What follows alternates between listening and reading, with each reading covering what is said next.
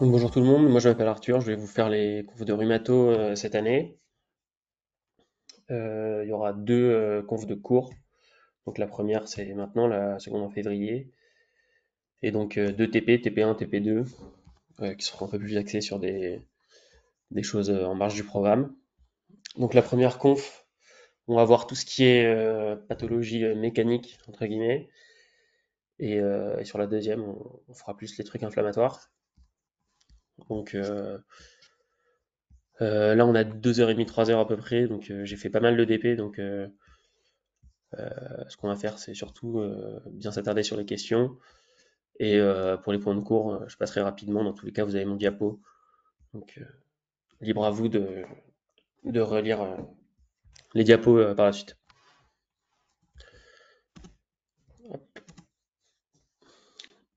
Bon, je ne refais pas le point sur les modalités des questions, aux EDN, etc.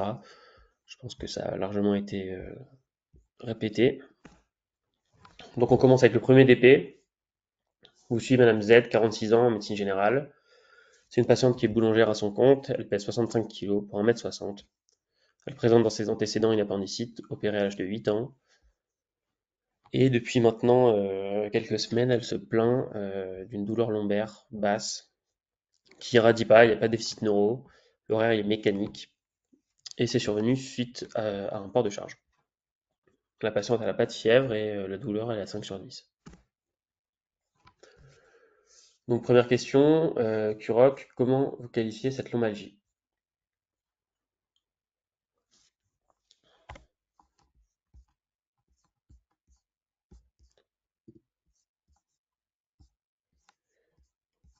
Hop. Donc c'est une lombalgie commune ou lumbago. Pourquoi? Parce qu'il n'y avait pas il y a pas de drapeau rouge. C'est une lombalgie qui est aiguë, euh, sans fièvre, sans signe d'appel, sans drapeau rouge. Donc, on a diagnostiqué un lumbago chez notre patiente. Elle n'est pas déficitaire, elle n'est pas hyperalgique, etc. Qu'est-ce qu'on fait initialement pour le diagnostic et pour la traiter? Petit A, est-ce qu'on fait une radio? Est-ce qu'on fait un scanner? Petit B, est-ce qu'on lui propose du repos au lit? Est-ce qu'on met en place une antalgie par palier 1 et 2 selon l'échelle de la douleur? Est-ce qu'on met en place une antalgie par INS? Donc, face à un lumbago, surtout éviter le repos, éviter les arrêts de travail abusifs. Faut surtout dire aux patients de continuer à se mobiliser, malgré les douleurs. C'est le meilleur moyen de les soigner. Au niveau de l'antalgie, donc c'est INS, paracétamol, voire palier 2 selon l'échelle de la douleur. Ensuite, pour les imageries, il n'y a pas d'indication à faire une imagerie quand il n'y a pas de drapeau rouge et quand la lombalgie, elle est aiguë. Donc, petit rappel sur les lombalgies communes, il y a deux principales causes. Les douleurs d'origine discale, donc c'est typiquement la douleur brutale qui est survenue en portant quelque chose de lourd. Douleur mécanique qui est impulsive à la toux, qui est assez localisée et qui est plutôt très douloureuse. On peut avoir une radiculagie associée. Dans les lombalgies d'origine arthrosique, c'est plutôt chez les patients un peu plus âgés. Voilà, c'est des douleurs qui vont être surtout en hyperextension du rachis lombaire. Donc, on retrouvera le signe du caddie avec des patients qui se penchent en avant pour soulager les douleurs, parce que ça va augmenter euh, le diamètre du canal vertébral. C'est des douleurs qui peuvent irradier, notamment au niveau des hanches, mais ça ne suit pas un trajet neurologique précis. Voilà. Et c'est des douleurs qui sont plutôt récidivantes avec des poussées sur un fond chronique, comme la plupart des douleurs liées à l'arthrose. Donc, qu'est-ce qu'on fait sur une lombalgie commune aiguë? Pas d'imagerie, c'est vraiment le truc principal à retenir. En présence de drapeaux rouges ou de douleurs qui résistent au traitement, pendant plus de 6 semaines s'il y a une radiculalgie associée, ou pendant plus de 3 mois si on a une lombalgie seule, là on fera une imagerie. Donc Qu'est-ce qui est indiqué par la HAS 2019? C'est de faire une IRM du rachis lombaire. Voilà. Les drapeaux rouges. Donc les drapeaux rouges, ils changent complètement la prise en charge. On ne parlera plus de lombalgie commune, mais de lombalgie symptomatique. Et on fera en urgence une IRM et un bilan biologique adapté.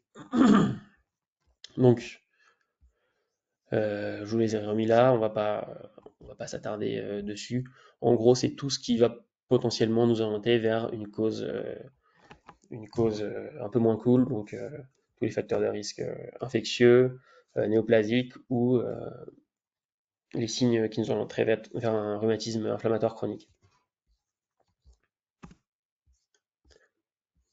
Au niveau de la prise en charge donc des lombalgies communes, le traitement il va être antalgique, donc palier 1, palier 2, INS. Euh, Lorsque la lombalgie elle s'est installée, qu'elle est chronique, on mettra en place aussi tout ce qui va être autour du traitement médicamenteux, donc les séances de psychothérapie, la rééducation, la prise en charge en accident de travail, maladie professionnelle si il y a lieu de le faire. Ce qu'il faut conseiller aux patients, c'est de vraiment se mobiliser et reprendre les activités le plus tôt possible. Ça va être vraiment majeur quand les patients ils s'ancrent dans la sédentarité. Souvent, c'est des douleurs qu'on a du mal à gérer. Donc, les séances de kiné qui doivent être actives avec du renforcement musculaire, de la proprioception. Il y a une indication à faire des cures thermales, voilà, il faut le savoir. Et bien sûr, l'éviction de tous les facteurs de risque, donc perte de poids, activité physique, etc. Il faut savoir aussi que les corticoïdes et les myorelaxants sont inefficaces et non indiqués. Donc, si on vous les propose, il ne faut pas les cocher sur une ficelle.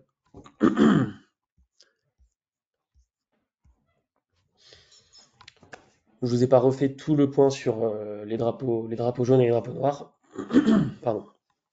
Mais en gros, il faut savoir que les drapeaux jaunes, c'est tous les facteurs, on va dire, psychologiques et, euh, et tout le contexte qui va favoriser la chronicisation de la douleur, donc des patients qui n'ont pas une bonne observance, qui sont assez suspicieux, qui ont des comorbidités psychiatriques associées, surtout les troubles dépressifs et les troubles anxieux.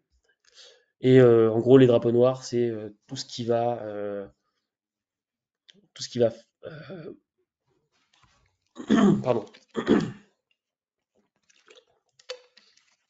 les drapeaux noirs, c'est tout ce qui va favoriser les conflits au travail et qui va limiter la reprise de l'activité professionnelle.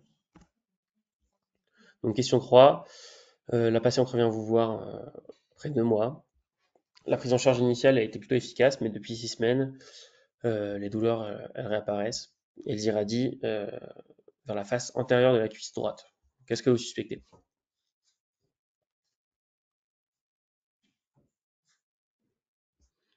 Je vous laisse réfléchir, je jette un coup d'œil dans la question.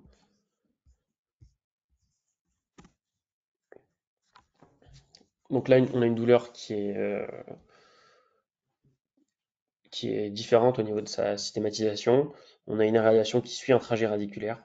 Et donc la face antérieure de la cuisse, ça correspond au trajet du nerf fémoral. Donc une lombocruralgie ou une cruralgie. Et c'est une atteinte des racines L3 et L4. Devant une lombocruralgie, quels sont les éléments nécessitant une prise en charge neurochirurgicale en urgence? Une atteinte radiculaire bilatérale, une anesthésie du territoire L3, un syndrome de la queue de cheval, un déficit moteur coté à 3 sur 5 ou moins, et une abolition du réflexe rotulien.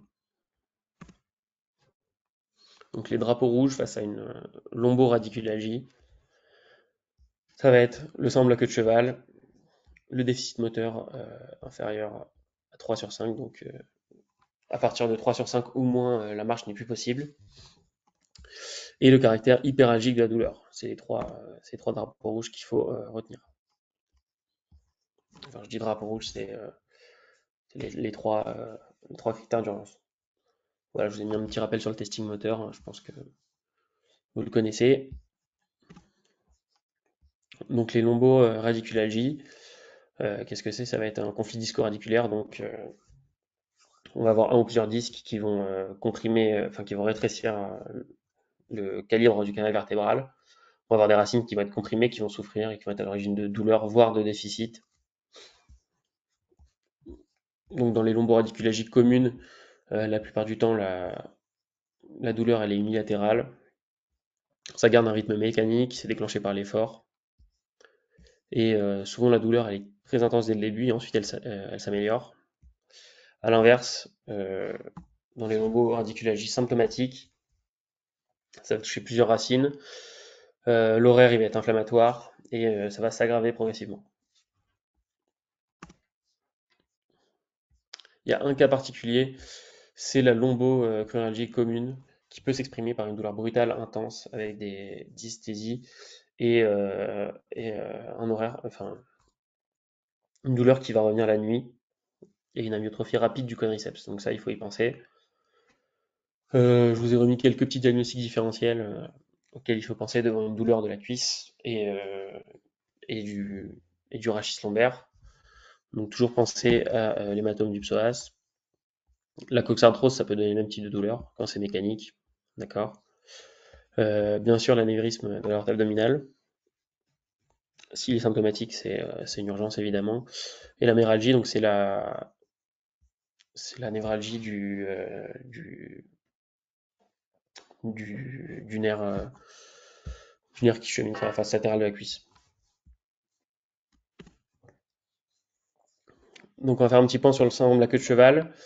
C'est un syndrome neurogène pluriradiculaire périphérique. Pourquoi périphérique? Parce que ça va être une compression au niveau des racines de la queue de cheval, donc sous la termination de la moelle épinière. C'est souvent bilatéral et asymétrique, il faut le savoir.